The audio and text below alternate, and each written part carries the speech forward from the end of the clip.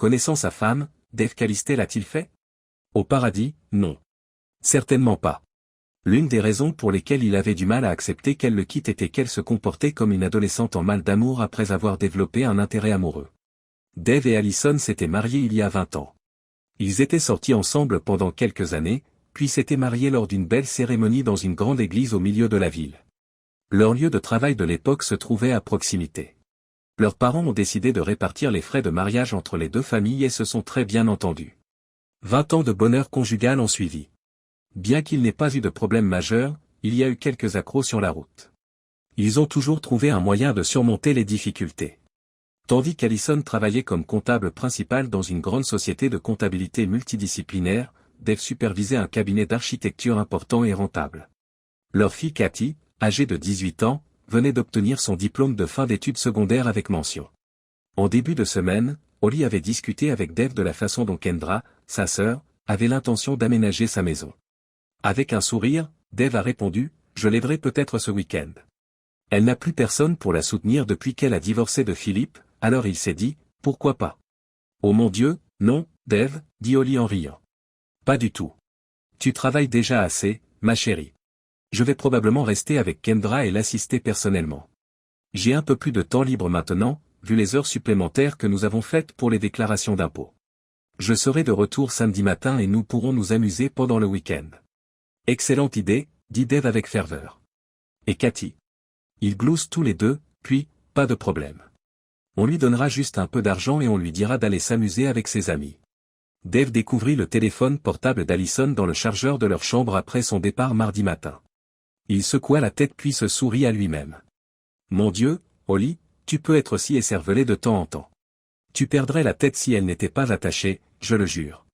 Depuis le téléphone de Kendra, Allison l'appela pour lui faire savoir qu'elle était arrivée sans incident.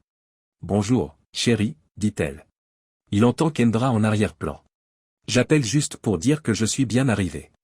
Kendra t'embrasse. Bonjour, Odie. Bonjour, Kendra. Au fait, chérie, tu as laissé ton téléphone sur la commode. Bien que son gloussement ait semblé un peu tendu, Allison rit. Bon sang. C'est une bonne nouvelle. Il n'y a pas lieu de s'inquiéter. Nous sommes sur le point de commencer la cuisine de Kendra. Nous devons préparer les murs. J'essaierai de vous appeler tous les soirs à la même heure. Mais si je ne le fais pas, ne t'inquiète pas, il est fort probable que nous soyons simplement recouverts de peinture ou de colle à papier peint. Je t'aime, a marqué la fin de la conversation, et le premier jour s'est terminé. Dave discutait avec sa fille au petit déjeuner, savourant des toasts au miel, évoquant ce qui l'attendait après l'école. Dave travaillait souvent à domicile. Papa, chuchote doucement Cathy. Qu'est-ce qui ne va pas, ma chérie? Oh, ce n'est pas vraiment important. Tu connais mon petit ami, Newton? Dave acquiesce. Eh bien, son oncle est un entrepreneur. L'une de ses entreprises est une grande boîte de nuit branchée à Bakerville, le Blue Mood. Stanley, l'oncle de Newt, a promis à Newt un accès gratuit à la zone VIP de la boîte de nuit pour une fête spéciale pour notre groupe d'études ce soir, mais seulement si nous avons de très bonnes notes. Dave demanda cyniquement, « Es-tu au moins assez grand pour boire ?»« Oh, ce n'est pas un problème, papa. Stanley est un vrai amour. Il a été très clair sur le fait que la zone VIP de notre fête sera totalement dépourvue d'alcool. Il a prévu de la nourriture, des snacks, des sodas, de la bière sans alcool et du vin. Il y aura même du champagne sans alcool pour nous. Nous aurons notre propre sécurité et notre propre personnel pour la zone VIP, donc tout sera sécurisé à 100%. S'il vous plaît, dites oui. Dave fait un signe. Je connais Stan par l'intermédiaire de la chambre de commerce. Je dois dire que traiter avec lui est une expérience rafraîchissante car c'est un homme de parole. Alors, oui, bien sûr, allez-y. Cathy pousse un cri de joie. Elle crie, merci, papa. Je rentrerai probablement tard, alors ne t'inquiète pas pour le dîner. On va prendre une limousine pour aller au club. Le club a de la nourriture. Dave sourit, mais quelque chose le tiraille. Sa petite fille grandissait. Il envisagea de téléphoner à Allison pour l'informer de l'itinéraire de Cathy, mais décida de ne pas le faire. Après tout, sa sœur semblait plus préoccupée par la décoration de la maison que par la semaine où Cathy avait obtenu son diplôme de fin d'études secondaires. C'est donc la décision d'Allison. Cathy disparaît à 4 heures de l'après-midi. Après s'être retrouvée chez Newton Chance, les copains se rendaient au club dans la limousine que Stanley avait louée. Avant 10 heures, Cathy est revenue. Les larmes ont détruit son maquillage et le visage de Newton révèle un mélange de pitié et de chagrin. Dave crie, « Mon Dieu, Newt! Qu'est-ce qui lui est arrivé? Quelqu'un l'a frappé. » Cathy se tourne vers son père avant que Newt ne puisse répondre et se met à pleurer. Elle s'étrangle, « Ce n'est pas moi qui ai été frappé. Même si, honnêtement, j'ai mal. C'est toi. Tu vas souffrir. Je viens d'apprendre ce soir que maman t'a quitté. » Elle voit un autre homme. À travers les sanglots. « Tu dois te tromper, Cathy. Allison m'aime et ne me tromperait jamais. » Cathy secoue la tête. « C'est vrai, monsieur, » acquiesce Newton. « Je suis vraiment désolé, mais il n'y a pas de place pour le doute ou les erreurs. Nous savons ce que nous avons vu. Et j'ai pris la liberté de demander à mon oncle Stan de faire des copies des vidéos de surveillance pour que vous puissiez les avoir comme preuve si vous en avez besoin. J'ai aussi pris des photos et des vidéos avec mon téléphone. » Dave déclare, « Oh mon Dieu! Qu'est-ce qui s'est passé? » « Papa, » poursuit Cathy, les larmes coulant sur son visage, « c'est encore pire. Ils ont quitté la piste de danse et nous les avons suivis. Quand nous les avons rattrapés, il était en train de faire l'amour avec maman sur le capot de sa voiture. Il lui faisait l'amour dans la rue, comme une fille de la rue Bon Marché. Newt l'a enregistré sur son téléphone. Dave semble malade. « Oh, chérie, je te crois. Je suis vraiment désolé que tu aies dû voir ça. » Il décroche rapidement le numéro de Kendra. Il tomba directement sur la boîte vocale. « Kendra, c'est Dave. J'ai une preuve vidéo. Dis-lui de revenir ici tout de suite. Je sais que l'histoire de vous et Allison décorant votre maison était complètement absurde. Je sais où elle était. Je sais avec qui elle était. Je sais ce qu'elle faisait avec lui. » Newton console Cathy. « Écoute, Cathy, je pense qu'il est très important que toi et ton père passiez du temps ensemble pour régler tout ça. Mais si tu as besoin de moi, appelle-moi. Même si c'est au milieu de la nuit, je garderai mon téléphone sur l'oreiller. » Il a transmis la preuve à Dave avant de partir. Choqué par la qualité et tous les détails horribles, Dave a visionné la vidéo. Il voit sa femme faire l'amour avec son petit ami adolescent sur le capot d'une voiture de sport. Compte tenu de la plaque d'immatriculation, Dean, il n'y avait aucun doute sur l'identité de la voiture rouge. Une heure plus tard, Kendra et Allison, furieuses, se présentent. Kendra se sentait un peu incertaine, comme si elle n'avait pas vraiment envie d'être là. Allison a tout de suite commencé à crier après Dave, car elle pensait que l'offensive était la meilleure défense. « Comment oses-tu m'espionner? Qu'est-ce qui t'a pris? Est-ce que tu as un petit pervers qui me suit dans mes moindres faits et gestes? Petit pervers, tu as perdu la tête? Quand tu m'as vu m'amuser avec Dean, tu étais contente? J'aurais deviné que oui. Voir mon amant m'offrir du sexe plus chaud que tu n'en as jamais connu dans notre mariage t'a sans doute ravi. Oh, et au cas où vous vous poseriez la question, il peut donner du plaisir 3 fois en 1 heure et il est aussi fort qu'un cheval. Même à l'âge de Dean, c'est plus que tu n'aurais jamais pu accomplir. » Dave fixa Allison, choqué par son cri. Il secoua la tête et la fixa. « Qu'est-ce qui t'a pris? » Elle s'arrêta brusquement avec une précision brutale. « Il est furieux contre moi. » Dave s'écria, « Allison, Cathy est ici pour l'amour de Dieu. Qu'est-ce que tu es en train de faire? » Kendra jette un coup d'œil étonné. Elle jeta un coup d'œil dans la grande pièce et remarqua que Cathy était assise, recroquevillée dans un fauteuil profond, à l'abri des regards. Elle voulut aller la réconforter, mais la colère de sa sœur l'avait paralysée. « Maintenant, Cathy, tu sais que ton père bien-aimé me suit comme une ordure visqueuse. » Cathy bondit de la chaise, pâle et en colère, avant que Dave ne puisse l'arrêter. Elle cria, « Espèce de femme stupide, stupide et dégoûtante », en empoignant le visage de sa mère. « Papa n'a pas envoyé de détective à tes trousses. Il ne savait pas que tu étais une traînée infidèle. Et à qui papa l'a-t-il dit? Qui a apporté la preuve de ta trahison?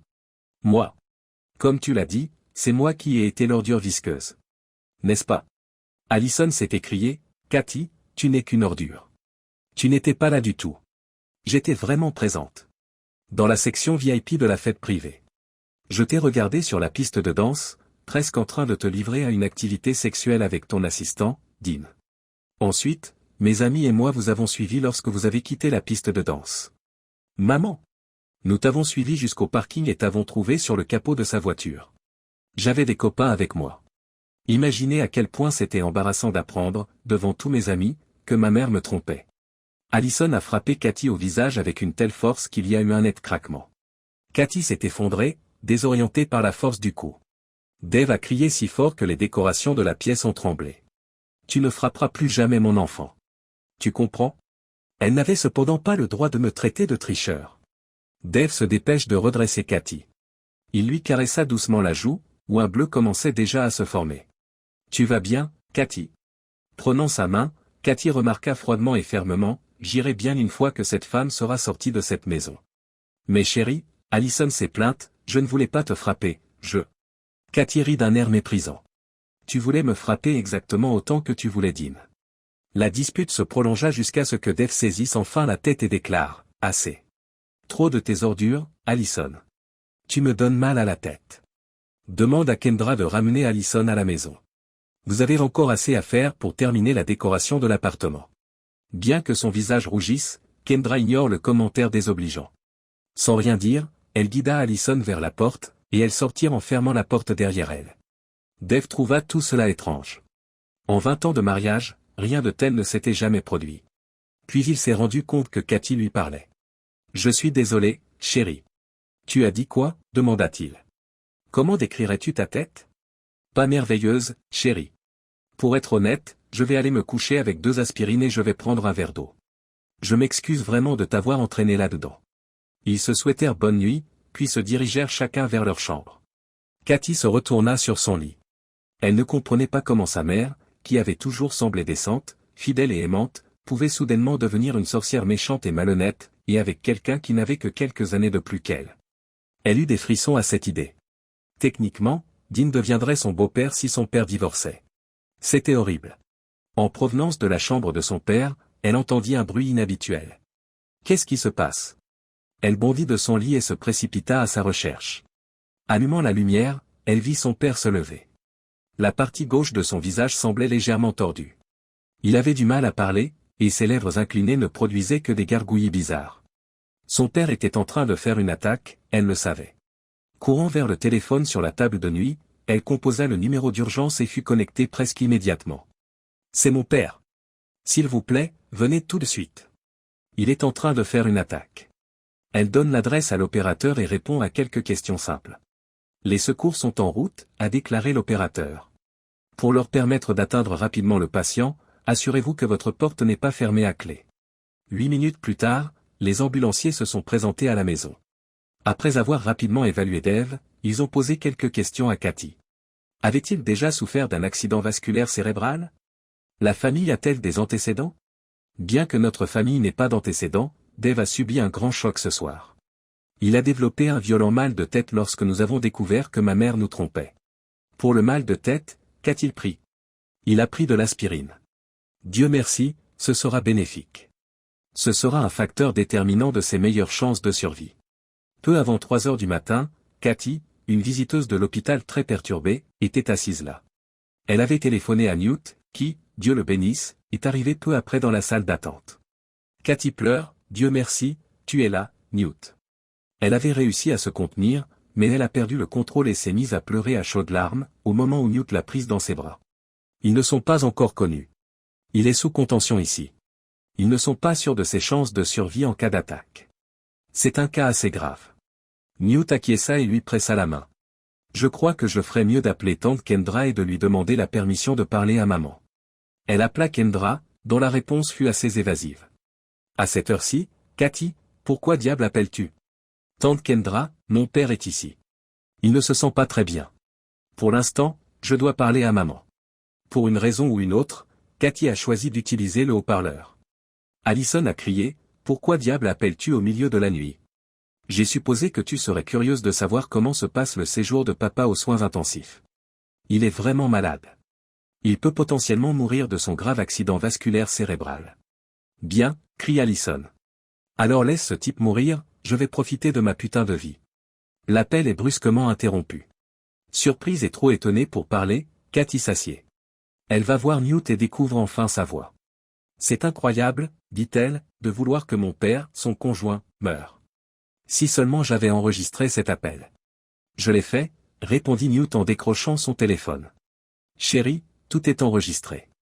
Elle pourrait dire quelque chose comme ça, et je trouve ça incroyable. Mon Dieu, Cathy, je sais que ce n'est pas le meilleur moment pour en parler, mais il y a quelques mois, ta mère flirtait avec moi. Elle est venue me voir à l'étage pour étudier pendant que ton père était au travail. Elle s'est comportée comme si c'était une blague quand je l'ai repoussée, et j'ai accepté. Maintenant, je ne suis plus très sûr que c'était une blague. Cathy secoue la tête. Oh mon Dieu, Newt, qu'est-ce qu'on attend de moi? Ma mère s'avère être une infidèle et mon père est malade, j'étais censé être à l'université. De quel point de vue puis-je agir? Je dois m'occuper de lui à la maison. N'est-ce pas? En effet, Cathy, naturellement. Même s'il serait fantastique de fréquenter une institution célèbre, nous pouvons toujours aller à l'université locale et y obtenir nos diplômes. Après tout, intellectuellement, ce n'est pas un endroit horrible. Qu'est-ce que tu veux dire quand tu dis « on peut aller à l'université locale » ? Cathy, je t'aime et je ne supporte pas l'idée que tu te battes seule à la maison, que tu doives t'occuper de ton père, tenir la maison et poursuivre tes études en même temps. Je veux être là pour te soutenir tout au long de notre vie. Il s'est levé, a sorti une boîte à bagues, s'est agenouillé sous les fortes lumières de la salle d'attente et a dit « Cathy, je te demande de m'épouser ». Elle s'est mise à pleurer et s'est exclamée « Oui ».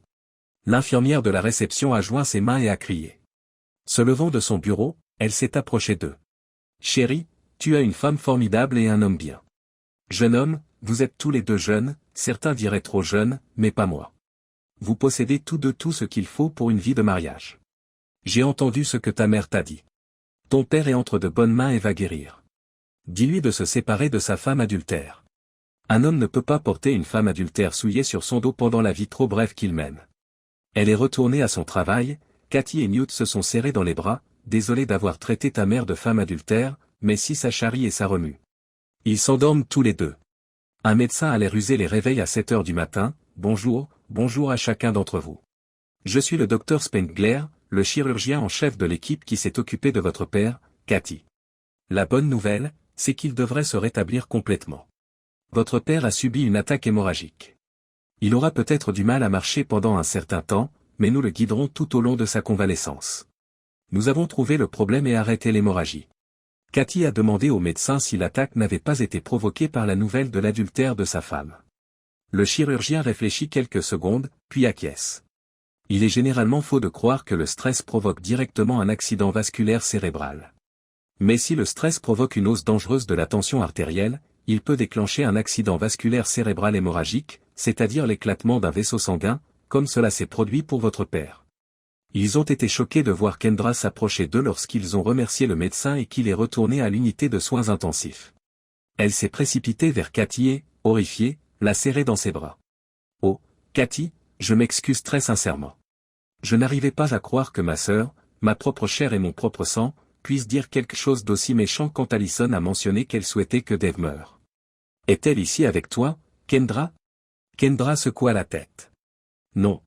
Je l'ai jeté dehors et nous sommes devenus assez hostiles après que je lui ai pris le téléphone. Dave est un homme merveilleux et un bon mari. Nous serions encore mariés si mon fils avait été à moitié aussi bon que ton père. Ta mère m'a beaucoup trompé sur ton père. Elle m'a persuadé qu'il avait des relations et que son amant n'était qu'une vengeance, mais maintenant je vois qu'elle ne faisait que couvrir son propre adultère en m'utilisant. » Kendra s'est arrêtée pour reprendre son souffle puis a demandé « Comment va-t-il » ? Le médecin a essentiellement discuté avec nous. Papa va s'en sortir, mais il lui faudra du temps pour se remettre sur pied.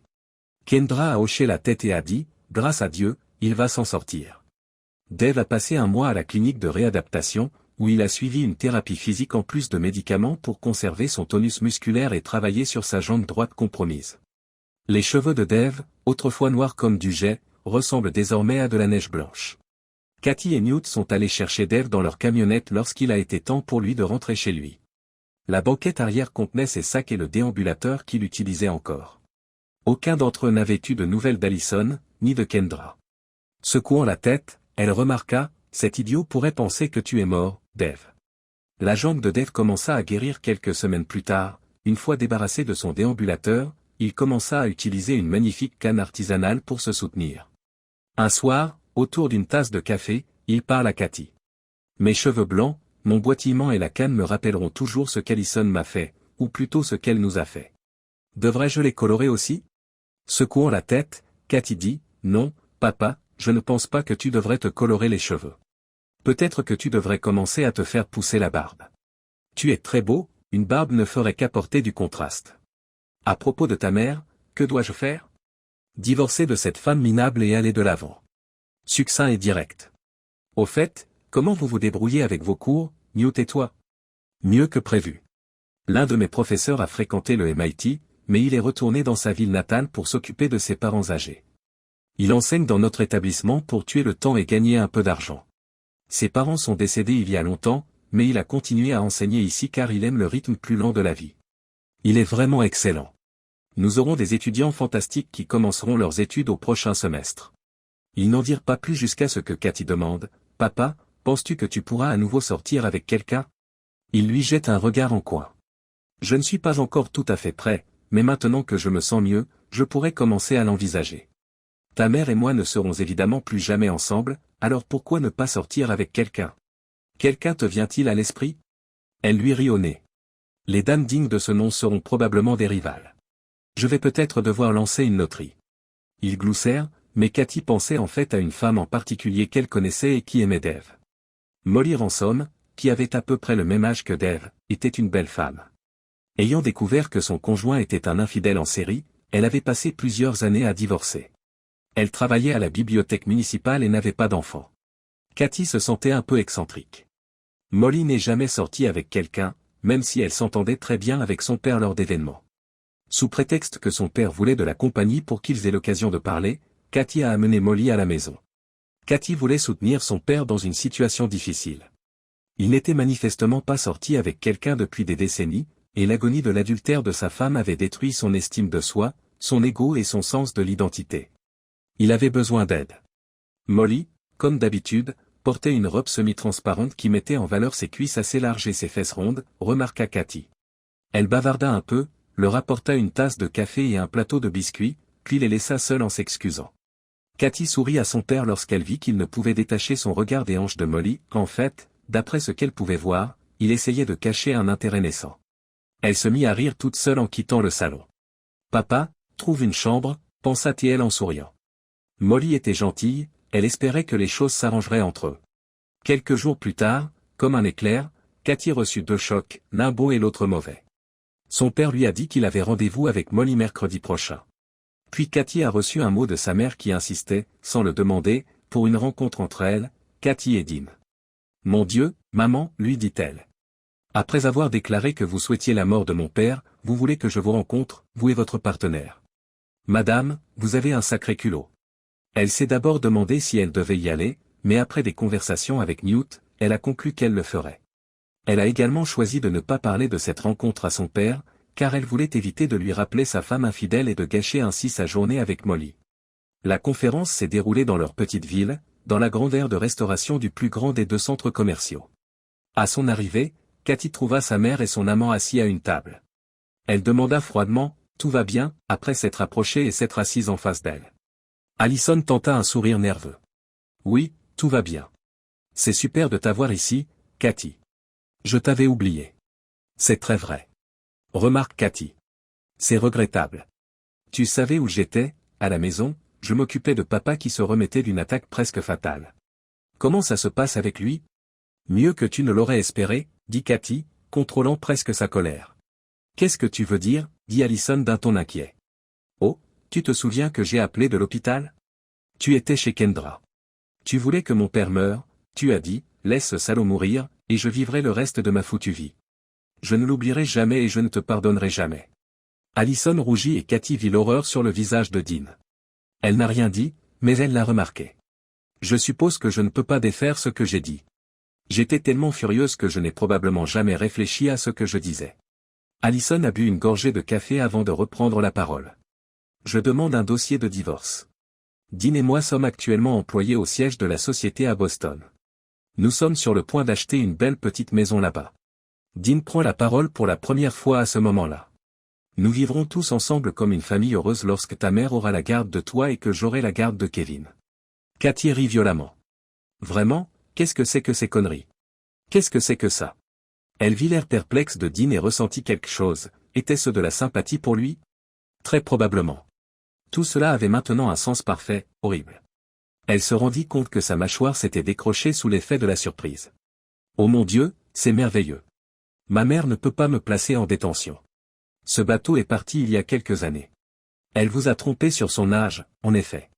Elle a dit que j'avais environ 14 ans. Elle a vu le regard terrible sur son visage.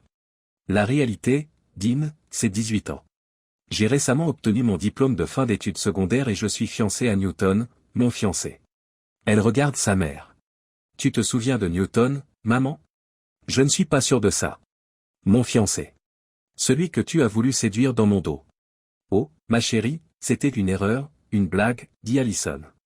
En effet, maman, absolument. Bien sûr que c'était une blague, mais personne ne riait. Elle se tourna vers Dean. Je suppose qu'elle t'a suivi? C'est vrai, elle t'a invité à faire l'amour avec elle sur le devant de ta voiture. Elle a vraiment tout fait pour te retrouver et a gagné 10 ans sur son âge. Vous croyez vraiment qu'un tribunal laisserait la garde de votre enfant à deux tricheurs comme vous? Vous êtes une paire de crétins. Dean secoue la tête. Il semblait en état de choc. Je ne voulais pas gâcher le rendez-vous de papa avec Molly Ransom, alors j'ai gardé notre rencontre secrète. Allison éclate de rire. Il voit cette femme obèse. Cathy lui sourit. Oui, maman, mais je crois que papa pourrait l'aider à perdre du poids. Même si je soupçonne qu'il a quelque chose d'unique en tête pour son derrière, qu'est-ce que j'en sais? Je n'ai que 14 ans. Riant, Cathy se leva et se tourna vers la sortie, la tête tremblante. De vrais imbéciles. De retour à la maison, Cathy demanda à son père comment s'était passé son rendez-vous de midi. Il lui a répondu que tout s'était bien passé et que le vendredi soir, ils avaient réservé un autre dîner. Lorsque Cathy raconta à son père la rencontre des deux amants, il rit si fort qu'il en eut mal au côté. Exactement? Vous avez qualifié l'infidèle de tel supérieur. Je pourrais aider Molly avec son derrière. Dave et Molly se sont bien entendus. Elle n'a pas perdu de poids au niveau des jambes ou de l'arrière-train, peu importe le nombre de fois qu'ils ont été ensemble, avec ses cuisses fermes et pleines reposant sur ses épaules, mais cela n'avait pas d'importance puisqu'elles étaient exactement comme Dave les voulait. Pour Dean et Allison, ainsi que pour la Caroline du Nord, le divorce fut un cauchemar. Cette triste histoire se déroule dans l'un des très rares États des États-Unis où les règles relatives à l'aliénation de l'affection non seulement existent encore, mais sont activement appliquées. Les hommes politiques locaux ont non seulement soutenu, mais aussi activement aidé l'affaire, ce qui a permis à l'entreprise de verser 2 millions de dollars d'indemnité, non seulement à Dave, mais aussi à Bethany, la jeune et très belle épouse de Dean. Bien qu'ils aient choisi de ne pas inviter Allison au mariage, Newt et Cathy se sont mariés. Dave et Molly se sont également mariés, Bethany fréquente des hommes, mais n'a pas encore trouvé de partenaire engagé. Bethany fréquente des hommes mais n'a pas encore trouvé de partenaire sérieux. Elle suit néanmoins une thérapie et des améliorations quotidiennes marquent le progrès. Bien que leur carrière ait été pratiquement détruite, ce qui est une chose terrible, Allison et Dean sont toujours employés par la même entreprise au siège de Boston. Pourtant, la vie arrive à tout le monde de temps en temps.